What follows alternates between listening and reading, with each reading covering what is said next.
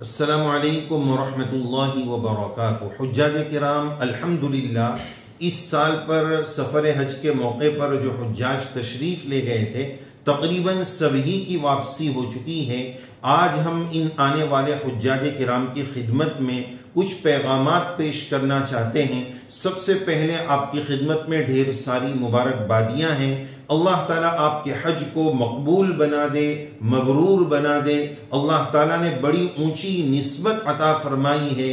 آپ کے ان مبارک قدموں کا کیا کہنا جو مسجد حرام اور طواف میں چلی ہو، سعی میں چلی ہو، صفا مروہ میں چلی ہو، مینا مزدلفہ عرفات میں چلی ہو، اور وہ مبارک آنکھیں جس سے اللہ تبارک و تعالیٰ کے گھر کی زیارت ہوئی ہو، رسول اللہ صلی اللہ علیہ وسلم کے روضہ اقدس کی جن آنکھوں نے زیارت کی ہو، جس نے دیدار کیا ہو، وہ آنکھیں تو اس قابل ہے کہ ان کو چوما جائے۔ اللہ تبارک و تعالیٰ یہ سفر بار بار آپ کو اور ہم سب کو زندگی میں نصیب فرمائے۔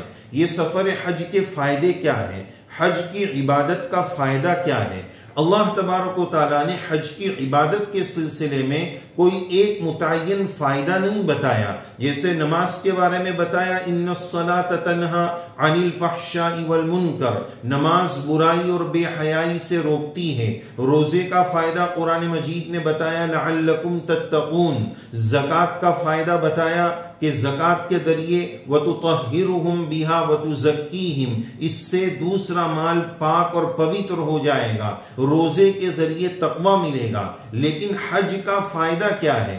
اللہ تبارک و تعالیٰ نے انداز بدل کر فرمایا لِيَشْهَدُوا مَنَافِعَ لَهُمْ، اس کے منافع اور اس کے فائدے ایک دو نہیں ہیں اور بیان کر دینے سے سمجھ میں آنے والے نہیں ہیں۔ لِيَشْهَدُوا، یہ شنیدنی نہیں ہے، یہ دیدنی ہے، اس کے فائدے دیکھنے سے تعلق رکھتے ہیں۔ اور الحمدللہ حجاج کرام نے ان فائدوں کو اپنی آنکھوں سے دیکھا، وہاں کے مقام اور مرتبے کو، وہاں کی عظمتوں کو اور وہاں کے تقدس کو ان آنکھوں نے، ان تمام آنکھوں نے اپنی آنکھوں سے دیکھا۔ تو بہرحال حج کا فائدہ وہاں جانے کے بعد ہی سمجھ میں آتا ہے۔ اور پھر جب اللہ تبارک و تعالیٰ ایک مرتبہ کی حاضری نصیب فرما دیتے ہیں تو دل کے عشق اور جذبات اور دل کی کیفیات اور بڑھ جاتی ہے، عشق کی آگ اور بھڑک جاتی ہے کہ اب اللہ تبارک و تعالیٰ بہت جلد واپس بلائے۔ ایک مرتبہ جب تک جانا نہیں ہوا تب بھی قلب رہتی ہے اور جذبہ رہتا ہے، لیکن ایک بار کے دیدار کے بعد وہ طلب، وہ تڑپ، وہ جذبات اور بڑھ جاتے ہیں۔ اللہ تعالیٰ سے دعا ہے اللہ تعالیٰ ہم سب کو بار بار کی مقبول حاضری نصیب فرمائے۔ اگلی بات حاجی صاحبان کی خدمت میں یہ عرض کرنی ہے کہ ہم اپنے مقام اور مرتبے کو پہچانیں۔ اللہ تعالیٰ نے کیا مقام اور مرتبہ ہمیں نصیب فرمایا کہ سفر حج سے واپسی پر دوسرے لوگوں کو یہ کہا گیا کہ وہ ہم کو سلام کریں، ہم سے مصافحہ کریں، ہم سے دعاؤں کی درخواست کریں۔ اندازہ لگائیں کہ دعاؤں کی درخواست تو اللہ کے ولیوں سے اور بزرگوں سے کی جاتی ہے۔ اللہ تبارک و تعالیٰ نے حج کے بعد ہمیں وہ سعادت نصیب فرما دی کہ اولیاء اللہ کے زمرے میں اور بڑوں کی جماعت میں اللہ تعالیٰ نے ہمیں شامل فرمایا ہے۔ ضرورت ہے کہ اس موقع پر ہم اپنے مقام اور مرتبے کو پہچانیں۔ اور اگلا کام جو کرنا ہے وہ یہ ہے کہ ہم تو اس قابل نہ تھے، اللہ تعالیٰ نے قابل بنا کر وہاں بلا دیا، قابلیت عطا فرما دی، تو اللہ تعالیٰ سے دعا کرنی ہے اللہ مقبولیت کی بھی مہر لگا دے۔ عمل کر لینا اصل نہیں ہے، کوئی بھی عبادت کر لینا اصل نہیں ہے، اس عبادت پر قبولیت کی مہر لگوانا یہ اصل ہے۔ ذرا اندازہ لگائیں، ابراہیم و اسماعیل علیہ السلام جیسے نبی اور بیت اللہ کی تعمیر جیسی عبادت، لیکن اس کے باوجود اللہ تعالیٰ سے دعا کر رہے ہیں ربنا تقبل منا انک انت السمیع العلیم۔ تو ہمیں بھی اللہ تعالیٰ سے اس حج کی قبولیت کو خوب مانگتے رہنا ہے۔ جیسا کہ ہم نے واقعات میں پڑھا کہ ایک مرتبہ 5 لاکھ لوگوں نے حج فرمایا، اللہ تبارک و تعالیٰ نے فرشتوں کے ذریعے پیغام بھیجایا کسی اللہ کے ولی پر کہ اس سال کے 5 لاکھ حاجیوں میں سے صرف 5 کا حج قبول ہوا۔ تو اللہ تبارک و تعالیٰ کی جناب میں عرض کیا گیا کہ یا اللہ پھر دوسروں کے حج کا کیا ہوگا، ان کے حج کا کیا بنا؟ رب کریم نے اپنی کرم فرمائی سے عنایت فرمایا اور نوازش فرمائی۔ اللہ تعالیٰ نے فرمایا کہ ان 5 لاکھ لوگوں میں جن 5 کا حج بہت اچھا ہوا ہے، مقبول ہوا ہے، انہوں نے اتنا اچھا حج کیا ہے کہ ان کی برکت سے ہم نے پورے 5 لاکھ لوگوں کے حج کو قبول فرما لیا ہے۔ تو اللہ تعالیٰ سے ہمیں ویسی قبولیت مانگنی چاہیے کہ یا اللہ ایسے حج کی مقبولیت نصیب فرما دے کہ جس کی وجہ سے دوسروں کا بھی حج مقبول ہو، اور ایسی قبولیت کی مہر لگ جائے کہ بار بار کی حاضری رب کریم ہمارے لیے مقدر ہو جائے۔ اس طرح ہمیں اللہ سے قبولیت مانگنی ہے۔ سفر حج میں ہمیں ایک پیغام یہ بھی ملا کہ اے ایمان والو، عقل کے بتوں کو توڑ دو، صرف عبادت اللہ کے سامنے جھک جانے کا نام ہے۔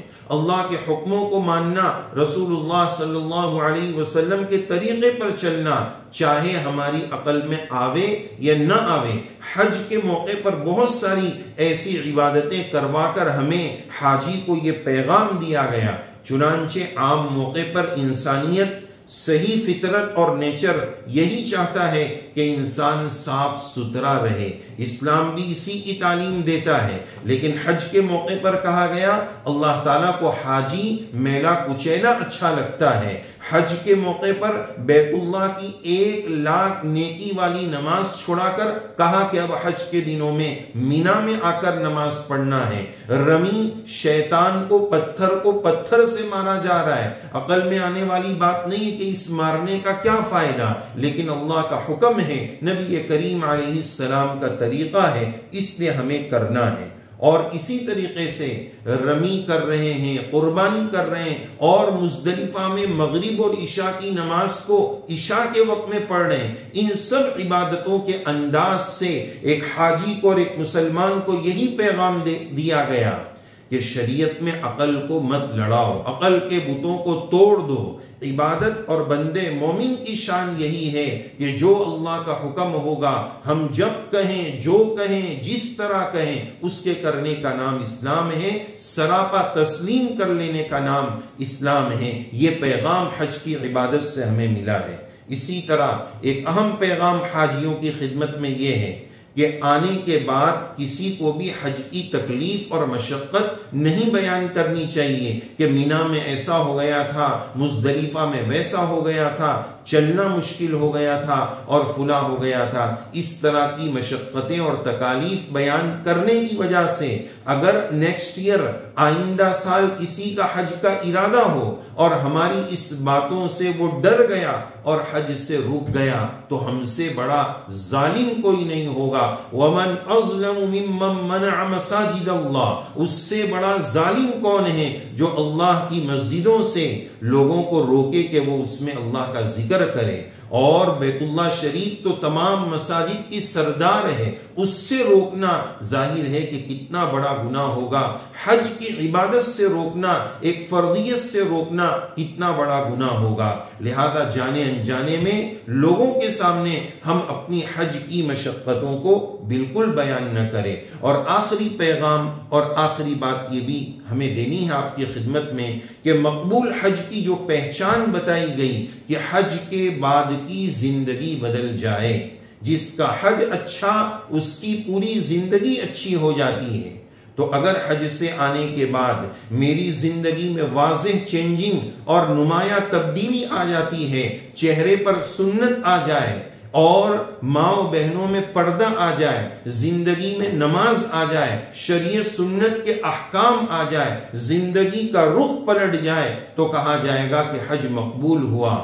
ورنہ چند دن کے بعد پھر وہی ڈگر، جو وہ رفتار پرانی بے ڈھنگی جو پہلے تھی وہ پھر سے شروع ہو جائے، شریعت سنت سے دوری پھر سے شروع ہو جائے، تو پھر وہ حج مقبول نہیں ہو پائے گا۔ اس لیے اب ہم ارادہ کر لیں کہ جس آنکھ سے اللہ کے گھر کو دیکھ کر آئے ہیں، جس آنکھ سے رسول اللہ صلی اللہ علیہ وسلم کے روضے اقدس کی زیارت کر لی ہے، اب اس آنکھ سے ہم گناہ نہیں کریں گے، اپنے آپ کو بچانے کی فکر کریں گے، اپنے حج کو مقبول بنانا ہے تو اپنی زندگی کو شریعت سنت پر لانے کا مضبوط ارادہ، مضبوط عزم اور اس کے مطابق عمل اور کوشش شروع کرنی ہے۔ اللہ تعالیٰ سے دعا ہے اللہ تعالیٰ سب کے حج کو قبول فرمائے، بار بار کی حاضری، عشق اور محبت، عقیدت اور احترام کے جذبات والی حاضری اللہ آپ کو اور ہم سب کو نصیب فرمائے۔ اور آپ کی دعاؤں کا میٹر ابھی جاری ہے، ایک لمبی مدت تک آپ کی دعائیں اللہ تعالیٰ قبول فرمائیں گے،